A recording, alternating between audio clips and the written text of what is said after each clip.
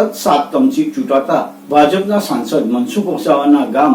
જૂના રાજમાં રોડ કામગીરી ચાલુ કરવા આમ આદમી પાર્ટીના ધારાસભ્ય ચૈતર વસાવાએ વિધાનસભા ગૃહમાં માંગ કરી હતી અને વન અને પર્યાવરણ મંત્રી શ્રીએ મંજૂરી પણ આપી દીધી હતી। આજે વિધાનસભામાં વન અને પર્યાવરણ વિભાગની માંગણીઓ પર ચર્ચાનો દિવસ હતો અને અમે નર્મદા જિલ્લાના જે જૂના રાજ ગામ છે 7 ટર્મના સાંસદ મનસુખભાઈ વસાવાનું ગામ છે 2019માં ત્યાં રસ્તો મંજૂર કરવામાં આવ્યો હતો પણ વન અને પર્યાવરણ વિભાગ દ્વારા એ બનાવવા દેવામાં નહોતો આવતો। આજની માંગણીઓમાં અમે એ માંગણી કરી કે જીતગઢથી જૂના રાજનો રોડ ફોરેસ્ટવાળાએ જે અટકાવ્યો છે તાત્કાલિક ધોરણે ચાલુ કરવામાં આવે એ માંગણીને ધ્યાને રાખીને માનનીય મંત્રીશ્રીએ આજે જે મંજૂરી આપી દીધી છે એવું અમને સન્માનીય ગૃહમાં આજે ઊભા થઈને જણાવ્યું છે। ત્યારે એ નિર્ણયને અમે આવકારીએ છીએ કે એક સાંસદ 7 ટર્મથી હતા, એમની સરકાર હતી, છતાં એમના સરકારમાં એ પોતે કામ નહોતા કરાવી શકતા, પણ આજે અમે રજૂઆત કરી અને માનનીય મંત્રીશ્રીએ એ રજૂઆતને ગંભીરતાથી લઈને રોડની મંજૂરી આજે આપી છે। ત્યારે એ નિર્ણયને અમે આવકારીએ છીએ અને એ કામ પૂર્ણ થવાથી 8થી વધારે ગામો એ વિસ્તારના છે એમને આઝાદી પછીનો પહેલો રોડ બનશે, ત્યારે એ લોકોને જે સમસ્યા હતી એનું નિરાકરણ આવશે। બીજો મારો ખાસ મુદ્દો આજે સન્માનીય ગૃહમાં હતો, 1968માં ઉકાઈ પરિયોજના બની, એ પરિયોજનામાં જે ગામો વિસ્થાપિત થયા હતા જેમ કે પાડી, નાલ, મોટા કાકડીઆંબા, ભાદોડ, સોરતા જેવા ગામો વિસ્થાપિત થઈને જે જંગલની જમીન ખેડીને પોતાનો નિર્વાહ કરતા હતા, ગત વર્ષે ફોરેસ્ટ વિભાગ દ્વારા વર્ષો પછી અચાનક કોઈપણ જાતની જાણ કર્યા વગર ત્યાં પહોંચીને 200 જેટલા ઘરો તોડી નાખવામાં આવ્યા હતા, 400 જેટલા પરિવારોની ખેતીને નષ્ટ કરી દેવામાં આવી હતી। તેની પણ અમે આજે રજૂઆત કરી હતી કેમ કે એ લોકોમાં 23 લોકોને સરકારે સનતો આપી છે જમીનો ખેડવા માટે અને એમાંથી 608 લોકોની દાવા અરજીઓ સરકારમાં પેન્ડિંગ છે। ત્યારે વન અધિકાર 2006નો અધિનિયમ એવું કહે છે કે જે લોકોએ 2010 પહેલાં ખેતી કરતા હોય અને જેમણે દાવો કર્યો હોય, ભલે એમની પડતર અરજી હોય, પણ એમની જમીનમાં ઊભા પાકને ક્યારેય કોઈ વન વિભાગે એ નષ્ટ કરવાનું થતું નથી કે એના ઘર ખાલી કરવાના થતા નથી, છતાં વન વિભાગે કર્યું। એની રજૂઆત અમે આજે કરી છે, સાથે સાથે એમનો કેસ કોર્ટમાં પણ પેન્ડિંગ છે। તો એ લોકોને ફરી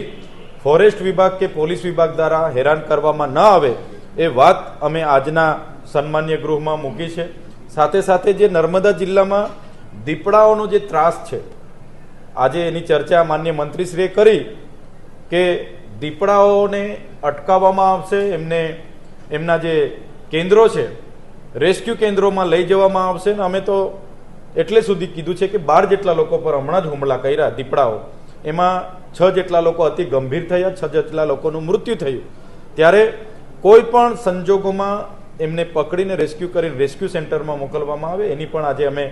વાત કરી છે। અને આજની ચર્ચાને અંતે માનનીય મુખ્ય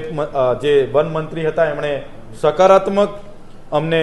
એમાં નિર્ણયો આપ્યા અને ખાસ કરીને જૂના રાજની આજે મંજૂરી આપી છે ત્યારે એ નિર્ણયને અમે વધાવી લઈએ છીએ। ચેતરભાઈ, તમારી માંગણીમાં રસ્તો 27માં પૂરો થશે કે 29માં, એવી કોઈ ખાતરી આપી છે? કારણ કે બે ચૂંટણી 2019માં આ 16 કિલોમીટરના રોડ માટે 19 કરોડની જોગવાઈ કરવામાં આવી હતી। 2019 પછી ફોરેસ્ટ વિભાગે FCAની મંજૂરી નથી લીધી એમ કરીને અટકાવી દેવામાં આવ્યું હતું। અમે ત્યાંના ગામના લોકો,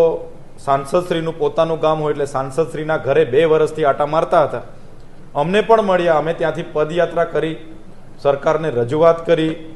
અને આગળના જે બજેટના સત્રમાં પણ આ બાબતની મેં રજૂઆત કરી હતી અને આજે માંગણીઓ પર પણ માનનીય મંત્રીશ્રી અને મુખ્યમંત્રીશ્રીને ગૃહમાં કીધું કે આ ખૂબ જ ગંભીર બાબત છે। એક પૌરાણિક ગામ છે, રાજા રજવાડાનું ગામ છે, 1834 વખતનું ત્યાંનું મંદિર આજે પણ સાક્ષાત છે, છતાં એ ગામે કરજણ ડેમમાં યોગદાન આપ્યું હોય અને એ ગામનો રસ્તો ના બનતો હોય, બહેનો જ્યારે પ્રસૂતિની પીડા ઉપડે અને ઝોલીમાં લઈ નીકળવું પડતું હોય, સપ ડંખ મારે એટલે રસ્તે મૃત્યુ થતું હોય, એમ્બ્યુલન્સ ના પહોંચતી હોય અને સાંસદનું પોતાનું ગામ છે એવું મેં કીધું કે ચાલુ સરકારના 7 ટર્મના સાંસદ મનસુખભાઈનું ગામ છે અને એને ધ્યાને રાખીને ગંભીરતાથી એ લોકોએ આજે જ ગૃહમાં માન્ય મંત્રીશ્રીએ ઊભા થઈને કીધું કે આજે જ મંજૂરી આપી દઈએ છે. ત્યારે અપેક્ષા રાખીએ છીએ મંજૂરી આજે મળી છે, સત્વરે આ જ વર્ષે રોડનું કામ પૂર્ણ કરવામાં આવે એવી અપેક્ષાઓ અમે સરકાર પર રાખીએ છીએ. મંજૂરી મળી છે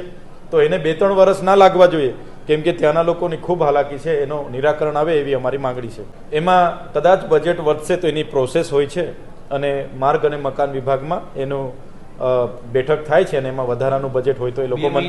ના, એ તો રોડનું કામ ચાલુ થશે, એકવાર બ્રિજ નાળાનું પણ કામ ચાલુ થઈ જાય અને